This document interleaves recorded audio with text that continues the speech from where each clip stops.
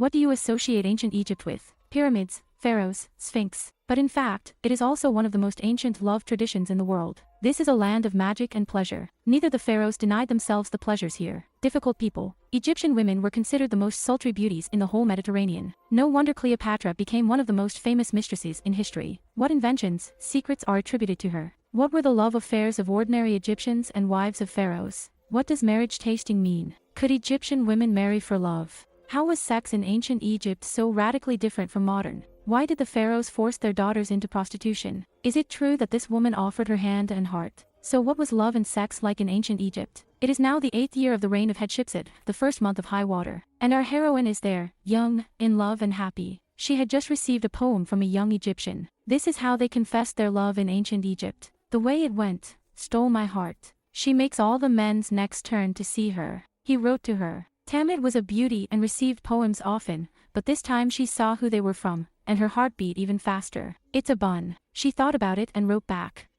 He looked at me as I passed by. I was rejoicing when suddenly my heart lifted up, my brother, from looking after me. The ancient Egyptians shared the measure of love and enigmatic attraction. It has already been proven that they knew romantic love, whereas in Europe it was invented only in the 19th century through the poetry of troubadours. But in Egypt, already in the period of the New Kingdom, about 1300th year before the New Era, it is romantic love that becomes the most popular theme for poetry. Egyptians in ancient times were considered the most beautiful women of the Mediterranean for a reason. The beauties sat for hours at the mirror, putting on makeup. They didn't have filters on Instagram. Moreover, sources indicate that the Egyptians are one of the few lucky people of antiquity who often married for love. So, the records of the famous sage Tahatep report, love your spouse, take care of her, take care of your home with her, feed her properly, covering her back and hug her, opening your arms for her. But look, the same Tutankhamun, who, as you remember, was very smart, and his wife Ankhesenamun. Do you feel love? In one of the papyri kept in the Leiden Museum, the husband writes to his wife, I took you as a wife when I was a young man. I was with you together. I did not grieve your heart. I did not hide my income from you. There's never been a time when I've neglected you. Unlike most countries of the ancient world, ancient Egypt has a unique situation. Women were almost equal with men in everything. They simply had incomparably more rights than in the same ancient Greece or ancient Rome. The thing is that the equal masculine and feminine principles are embodied in the image of the gods Osiris and Isis,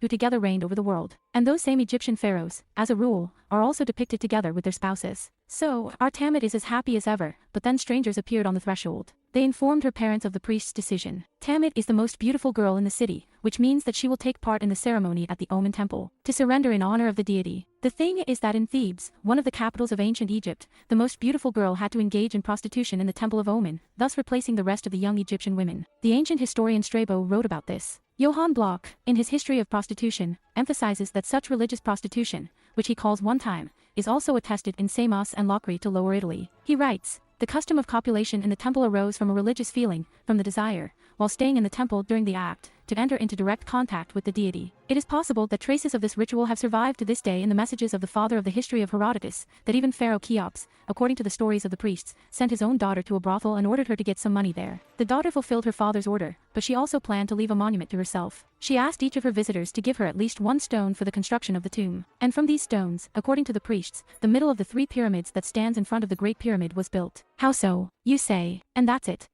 The ancient Egyptians would not have understood our attitude to sex at all. Embarrassment. It's taboo, roots that go back to the Victorian era. According to Egyptologist Charlotte Booth, for Egyptians, sex was the main element of life along with food and sleep, and therefore it was impossible to laugh at it, be embarrassed or avoid talking about it. Ordinary people lived no less intense erotic life than the pharaohs. Women were not condemned for intimate relationships before marriage, and there was no such thing as virginity at all. If you are not married, then, as they say, do not deny yourself anything. But it is absolutely impossible to change her husband. Such a strange approach from the point of view of later cultures is explained very simply. The sexuality of the Egyptians was sacred and was perceived as the driving force of the divine development of the universe. What can I say if, according to one of the Egyptian legends, the god Adam created the manifested world through masturbation? Here is such a creation like this. The pharaohs, by the way, were obliged to conduct a public masturbation rite in the Nile, according to which they guessed whether there would be a harvest year or not. From the sacredness of sex and the excessively open sexy outfits of Egyptian beauties. And some of the images on Egyptian papyri would make the creators of the Kama Sutra be amazed. There were no taboo topics for the Egyptians, sexual promiscuity was not censored, and the image of the genitals were considered amulets at all and were used in rituals. The Egyptians invented the strangest aphrodisiacs like stallion sweat. Contraceptive prescriptions that are 3,000 years old have survived to this day. Get ready. The leaves of the trees were mixed with the droppings of crocodiles, who were the personification of the supreme god Set. Guess what they did with all this terrible mixture? The Egyptian queen Cleopatra is credited with a completely strange invention. The hollowed-out pumpkin, in which the bees were launched, was then covered with a lid. I won't describe how she used this thing. Roman historian Aurelius Victor wrote about Cleopatra as follows: "She was so depraved that she often prostituted herself and possessed such beauty that many men paid with their death for possessing her for one night." However, much of what was said about her was nothing more than fiction. Besides the fact that sexuality was sacred and was connected with the origin of the world, there is another point. The Egyptians lived in rather cramped conditions. The houses in the ancient settlements, such as El Lahan, Omar, and Deir el-Medina, were really small and crowded. Many lower-class houses consisted of a maximum of 4 rooms and a flat roof. However, in these 4 rooms lived a married couple, their children, up to 10 people, unmarried female relatives, brothers, sisters, as well as grandparents. Imagine yourself how to retire in such a company. According to Egyptologist Charlotte Booth, it seems that sex was not always a private matter, since servants or children were depicted nearby, sometimes even on the bed. Outsiders, including children, were not turned away and were not forbidden to watch. That's the difference from Western civilization. Finally, the day of the ceremony came. Our heroine was brought to the Omen temple. She hardly remembered what happened next. She was heavily drugged. Memory snatched out the priest, his hands, shadows, and loud music. According to archaeologist Betsy Bryan, who in the 2001 during excavations at the site of the temple complex of the Egyptian goddess Mut in modern Luxor, announced that she had revealed the secrets of such a ritual, it was based on loud music, alcohol, and orgiastic public sex. And what do you think was waiting for her after that? She will never be able to be together with her beloved. And here it is not. Now she was to be married off with honor. Participation in such a ritual was prestigious, and our heroine is there, preparing for a marriage proposal. No, if you think that the Egyptian in love is about to fall to his knees in front of her, then you are mistaken. She's the one proposing to him. Yes, you heard right. In ancient Egypt, it was women who proposed to a man. I propose to marry him. Papyri have been preserved, indicating that the marriage was concluded on the initiative of the ladies, although it was still concluded between the groom and the bride's parents. In wealthy families, the bride and groom necessarily signed a marriage contract in the presence of as many as 16 witnesses. This very contract in ancient Egypt, unlike many other countries, protected the position of a woman. It necessarily spelled out what would remain for her and the children in the event of a divorce. So the families of our heroes there and her lover have concluded an agreement. Now, according to the contract, our heroine's husband was obliged to buy a house, furnish it, and prepare gifts for his wife. From now on, Tamid had the right to part of his property, and it passed to her in the event of a divorce. If her husband dies, she will receive 2/3 of his inheritance. There was no wedding ritual as such. As soon as the bride brought her things to the groom's house, she was considered married. That's what I want to say. And they lived happily ever after. Just get ready. Our heroes got married for 1 year.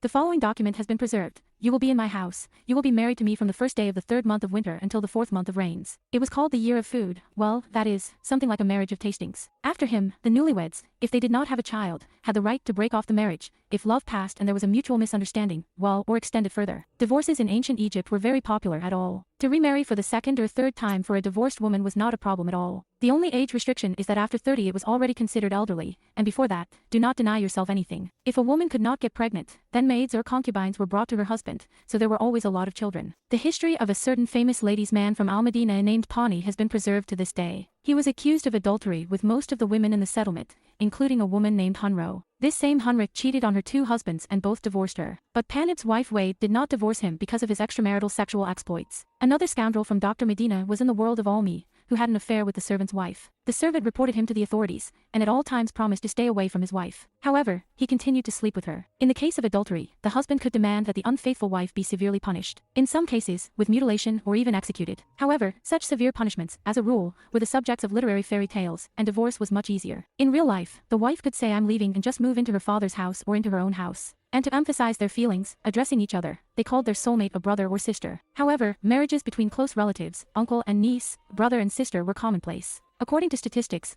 38 of the 161 weddings that have come down to our time are marriages between brother and sister. And the famous pharaoh Ramses II was married to his 2 daughters at all. Incest in ancient Egypt was not a crime. His numerous wives and concubines bore him 111 sons and 67 daughters. And these are only officially recognized ones. The pharaohs were considered direct descendants of the gods, and for them incest was simply mandatory. The pharaohs were obliged to marry the sisters in order not to dilute the divine blood. Researchers of the pharaohs' mummies confirm that the consequences of such incest manifested quite often. The most famous example. This is Tutankhamun, who died at the age of 19 and, as scientists found out, had many diseases and was lame. The poor pharaoh himself was the son of Akhenaten and one of his sisters. Tutankhamun married his half-sister Anchis-and-Amona, the daughter of his father and Nefertiti. But before marrying Tutankhamun, Anchis-and-Amona had already been married to her father. The same famous Cleopatra was also married to her 2 brothers, Ptolemy XIII and Ptolemy XIV. And the gods themselves did not shy away from incest. After all, Osiris married his sister while sitting. The great royal consort of the pharaoh revered the earthly incarnation of the goddess Hathor, and the pharaoh himself, the god Horus. However, besides her, he had a huge harem. By the way, unlike commoners, who had exclusively monogamous families, in this women's house of the king lived the younger queens and concubines, Nephrut. Nephrut were considered servants of the goddess Hathor. Their task was to revive the vitality and sexual energy of the pharaoh,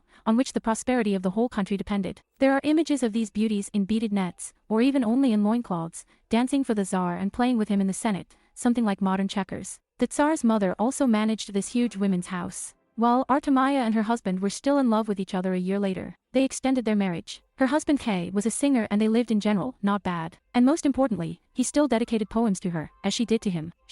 I will show you my beauty in a tunic made of the finest royal linen. It is impregnated with camphor oil. At night, never go away while my beloved is with me. I kiss her, and her lips open in response. I'm excited, I don't even need a beer. They had 7 children, all of whom survived. Tammet attributed her fertility and luck to that very ceremony in the Omen temple and proudly told her daughters about her participation in it.